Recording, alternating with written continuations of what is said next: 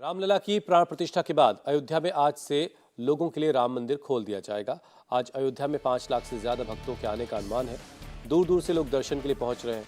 राम मंदिर में भगवान राम बाल स्वरूप में विराजे हैं। कल प्राण प्रतिष्ठा के समय रामलला के मनोहारी विग्रह की तस्वीर सामने आई, जिसके बाद अयोध्या पहुंचे श्रद्धालु प्रभु राम के साक्षात दर्शन करके उत्साहित हैं। आज सुबह 8 बजे से मंदिर आम लोगों के लिए खोल दिया जाएगा, लेकिन सुबह से ही राम मंदिर के बाहर लोगों की भारी भीड़ है और श्रद्धालु अपनी बारी का इंतजार कर रहे हैं। और आज सुबह की तस्वीर भी आ चुकी है और ये विग्रह की तस्वीर श्रृंगार और साज सज्जा के बाद भगवान राम के बाल स्वरूप यहाँ पर विराजे हैं। आज बताया जा रहा है कि 5 लाख से ज्यादा लोग आज दर्शन कर सकते हैं। पहला दिन होगा जब आम लोगों के लिए राम मंदिर के दरवाजे खुलेंगे। कल ही प्राण प्रतिष्ठा हुई है और कल सभी मेहमानों ने, जो 8000 से ज्यादा मेहमान पहुंचे थे, उन्होंने दर्शन किया है और आज आम लोगों के लिए दर्शन के लिए दरवाजे खुलेंगे। 500 सालों के बाद भव्य राम मंदिर बनकर तैयार है। भगवान रामलला अपने तीनों भाइयों के साथ गर्भगृह में विराजमान हो चुके हैं। भगवान राम का ये ऐसा मंदिर है जहां हजारों सालों तक भक्त प्रभु श्री राम के दर्शन करते रहेंगे। राम मंदिर जितना भव्य और अलौकिक है, उससे कहीं ज्यादा मजबूत इसकी नींव है। इसके साथ ही राम मंदिर अंदर से कैसा दिखता है, ये कितना दिव्य और भव्य है, इसकी तस्वीरें अब आपको दिखाते हैं। इंडिया टीवी संवाददाता पवन नारा राम मंदिर के अंदर गए थे और अंदर से वो आपके लिए भव्य राम मंदिर की दिव्य तस्वीरें लेकर आए हैं, जिन्हें देखकर आपको लगेगा, एहसास होगा कि राम मंदिर कितना खूबसूरत है। जिस मंदिर पर पूरी दुनिया की नजरें टिकी हुई हैं, उस भव्य राम मंदिर में इंडिया टीवी की टीम पहुंचे है। और सबसे पहले अगर आपको बताएं कि आखिर जो श्रद्धालु आएंगे वो कैसे आएंगे। ये सिंह द्वार है। सिंह द्वार से बाहर जो है वहां पे मेन एंट्री है। मेन एंट्री पे जैसे ही कोई श्रद्धालु आएगा, लगभग 12,000 वहां पे लॉकर बने हुए हैं, उसमें उनको अपना मोबाइल फोन या दूसरे इलेक्ट्रॉनिक गैजेट्स जमा करने होंगे। उसके बाद अंदर आकर ये जो सिंह द्वार है वहां से प्रवेश होगा। और सिंह द्वार क्यों कहा जा रहा है इस सिंह द्वार को, पीछे अगर आप देखें तो जबरदस्त मूर्ति सिंह की बनी हुई है दोनों ही तरफ। और इसके अलावा हाथी, जो कि शुभ माना जाता है भारतीय परंपरा में, उसकी मूर्ति यहाँ पर है। और इन 32 सीढ़ियों को चढ़ते हुए हम ऊपर बढ़ते हैं। सबसे पहले फाउंडेशन की बात कर लें तो जब इस मंदिर को बनाने का फैसला हुआ, जब सुप्रीम कोर्ट के डिसीजन के बाद तीर्थ क्षेत्र ट्रस्ट बना और मंदिर को बनाने के बारे में फैसला हुआ, तो यह तय किया गया कि पूरी दुनिया में सनातन धर्म के केंद्र बिंदु के तौर पर इस मंदिर को बनाया जाए। ऐसा मंदिर जिसको कोई भी श्रद्धालु अगर आए देखने तो आस्था के सागर में डुबकी लगाते रहे। और उस लिहाज से फाउंडेशन सबसे ज्यादा जरूरी था कि ऐसा मंदिर आप बनाएं जो कि 1000 साल तक अगर वो रहे तो समझा जा सकता है कि कितना चैलेंजिंग काम था। खासतौर पे तब जब यहाँ के मिट्टी की जांच की गई तो पता चला कि ये तो बलुआ मिट्टी है, यानी कि ये मिट्टी ऐसी है जो कि भुरभुरू है। अब ऐसे भुरभुरी मिट्टी पे कोई ऐसा फाउंडेशन खड़ा नहीं हो सकता था।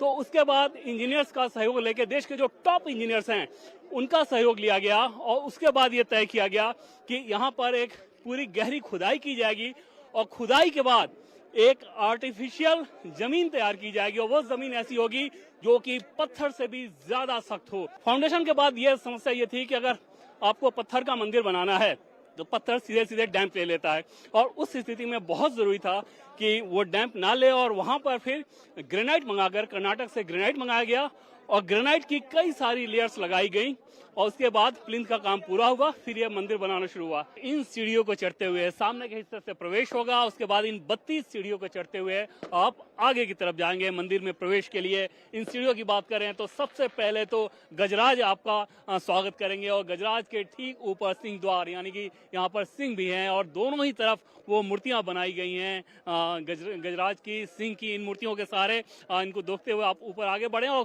कुल 32 सीढ़ियां हैं।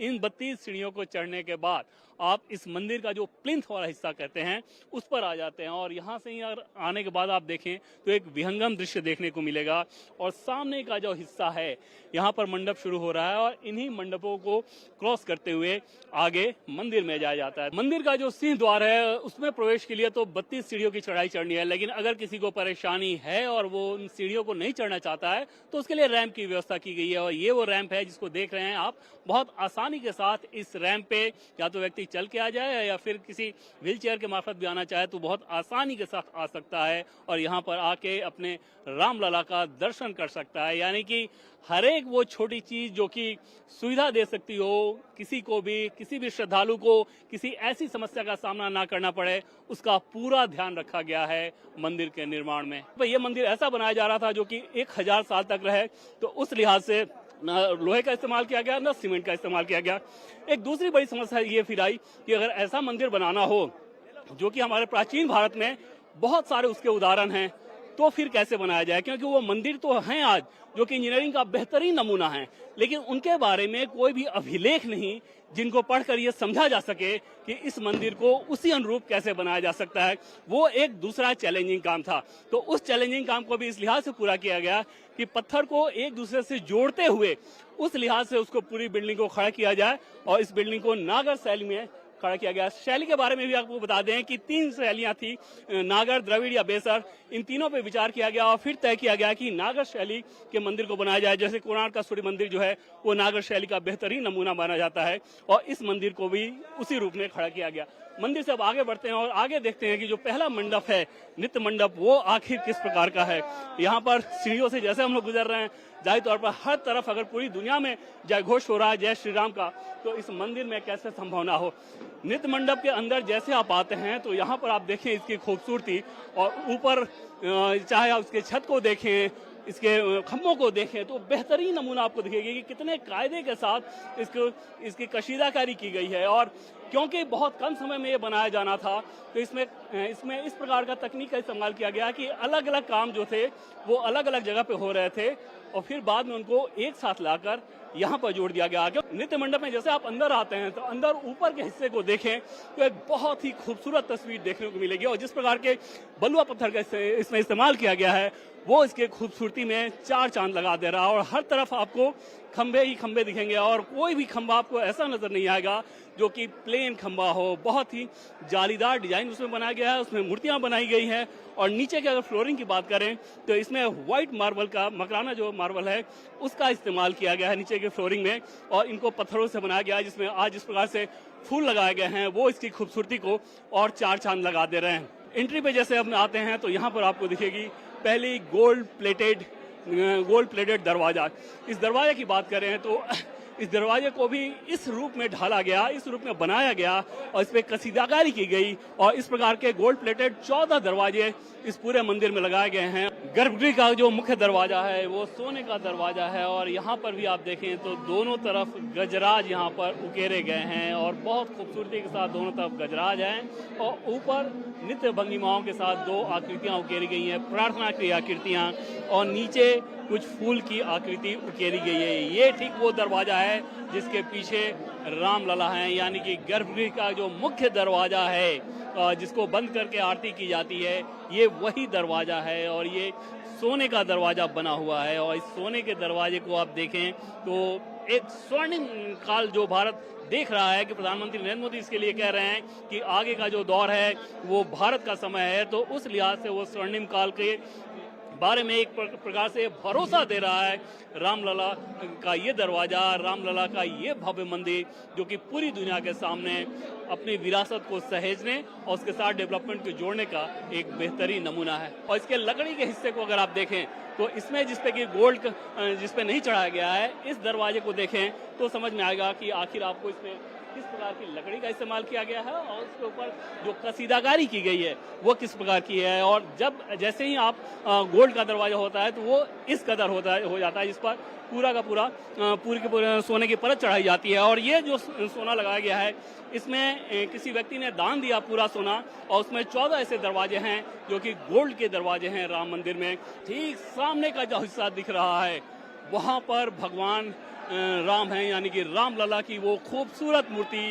इतनी दूर से ही आप उसके दर्शन कर सकते हैं। 5 मंडपों के बाद सामने के हिस्से में जब आप जाएं तो वहाँ पर भगवान रामलला की वो मूर्ति जो कि मूर्ति अरुण योगीराज ने जिस मूर्ति को बनाया। और दिलचस्प ये है कि सामने जो रामलला की प्रतिमा मूर्ति देख रहे हैं आप, उसके नीचे ठीक वो मूर्ति है जो कि पहले से रामलला की थी, वहाँ भी उनको लगाया गया है। तो कुल मिलाकर श्रद्धालुओं के आस्था का पूरा ख्याल रखा गया है यहाँ पर इस मंदिर को बनाने में, और अपने आप में जितने कम समय में ये मंदिर बना वो एक रिकॉर्ड है, वो एक इतिहास है। रामनवमी के दिन रामलला के ललाट पर सूर्य की सीधी किरणें आए, क्योंकि भगवान राम सूर्यवंशी हैं तो समझा जा सकता है कि इसका कितना महत्व है।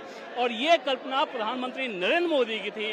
उन्होंने ट्रस्ट के लोगों को ये कहा था कि कुछ इस प्रकार का आप सोचें, विशेषज्ञों से बात करें और ऐसा मंदिर बनाएं और मंदिर का ढांचा ऐसा हो जिसमें रामनवमी के दिन सीधे सीधे भगवान सूर्य की किरणें रामलला के ललाट पर पड़े, और यहाँ पर गर्भगृह में वही मूर्ति और रामनवमी के दिन वो विहंगम दृश्य देखने को मिलेगा।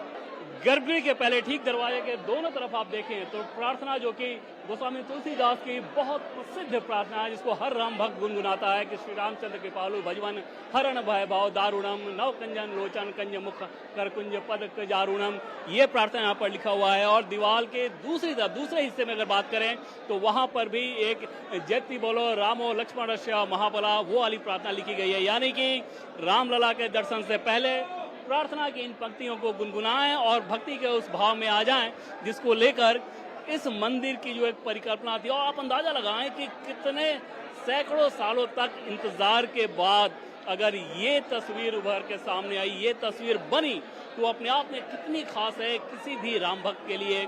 और वो राम भक्त जब यहाँ पर आ रहे हैं, अभी तो स्थिति ऐसी है कि आज क्योंकि मंदिर में मूर्ति में प्राण प्रतिष्ठा हुई है, लेकिन उन तस्वीरों को देखकर ही पूरी दुनिया से भावनाओं का उबार सामने आ रहा है। और प्रधानमंत्री नरेंद्र मोदी ने जब आज यहाँ पर वो मंदिर के कार्यक्रम में आए, अनुष्ठान में, उन्होंने ये बताया कि किस प्रकार से काल चक्र घूम रहा है और ये समय है जो कि सही समय है भारत के लिए कि पूरी दुनिया के सामने भारत एक बार फिर से उस अपने गौरवशाली स्वरूप को पा सके जिसे लेकर अतीत में उसे सोने की चिड़िया कहा जाता था। आज मौन व्रत खोली है, लगभग 37 से 40 साल के आसपास ये मौन व्रत की थी कि जब तक रामलला का मंदिर नहीं बनेगा मैं बोलूंगी नहीं। इन्होंने मौन व्रत रखा था 37 साल से लगभग मौन व्रत में है। कितने साल से? 37 ईयर, 37 सालों से मौन व्रत में है माता जी। माता जी आप कितने 30 सालों से आपने मौन व्रत कर रहे हैं? 30 साल से। अब तो आप बोल सकती हैं, आप बोलिए। हाँ बोलिए। सीताराम। राम जन्मभूमि के बारे में सुप्रीम कोर्ट के फैसले के बाद जब ट्रस्ट के लोग प्रधानमंत्री नरेंद्र मोदी के पास गए सलाह मशविरा करने, तो वहां पर जो पहली परिकल्पना दी गई थी उसमें रामलला के लिए जो मंदिर बनाया जाना था वो सिर्फ एक फ्लोर का था। लेकिन तब प्रधानमंत्री नरेंद्र मोदी ने अपना सुझाव दिया ट्रस्ट के लोगों को कि सनातन का केंद्र बिंदु, यानी कि पूरी दुनिया में सनातन का केंद्र बिंदु अगर इस मंदिर को बनाया जाना है तो इसको बहुत ज्यादा भव्य होना चाहिए। और उसके बाद तब ये तय किया गया कि उसमें 2 ग्राउंड फ्लोर के अलावा 2 और फ्लोर होंगे।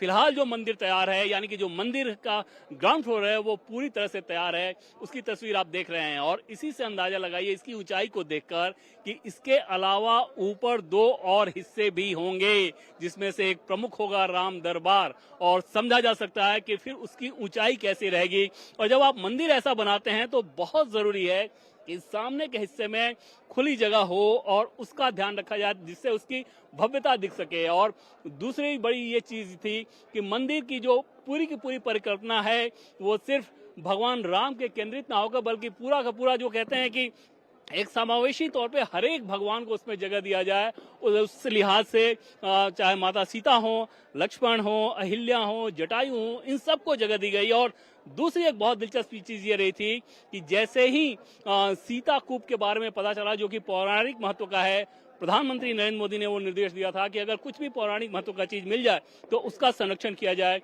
और उसका संरक्षण किया जा रहा है।